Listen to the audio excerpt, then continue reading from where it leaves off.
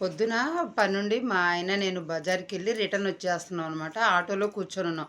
Auto అబ్బాయి ఒక ఐదుగురు రాందే బయటికి ఆటో తీయడు కాబట్టి నలుగురు ఎక్కాం. ఒకళ్ళు మేమిద్దరం మా ఆయన, నేను ఇంకిద్దరు ఆడవాళ్ళు. ఆడవాళ్ళు ఏమని మాట్లాడుకుంటున్నారంటే, అంటే నేను ఇన్ని రోజులు అనుకుంటున్నా ప్రపంచం మారిపోయింది, ముందుకెళ్తుందనుకున్నా. ముందుకెళ్ళట్లేదు. ప్రపంచం కూడా ఏం మారలేదు. ఒక ఆడది బయటికెళ్ళి సంపాదిస్తుందంటే అది వేరే ఉద్దేశంతో వేరే ఆలోచనతో పెట్టుకోకూడదండి. అది అలా ఆలోచించే వాళ్ళ తప్పు. అంటే ఆ మాట్లాడే వాళ్ళ తప్పు. ఆ మాటలు ఆ అమ్మాయి ఎందుకెళ్తుంది? అతని భర్తకి వేడి నీళ్ళకి చన్నీళ్ళలా తోడుందామని ఎళ్తుంది. ఆ అమ్మాయి చదువుకుంది.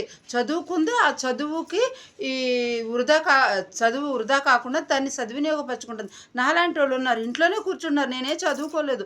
ఆ అమ్మాయి తన భర్తకు సాయం చేస్తుంది.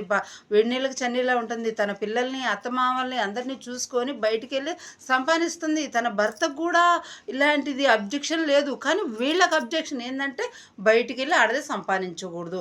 భర్తే సంపాదించాలి. ఇలా ఉన్నంత కాలం ప్రపంచం మారదండి. ఇది మాత్రం నిజం.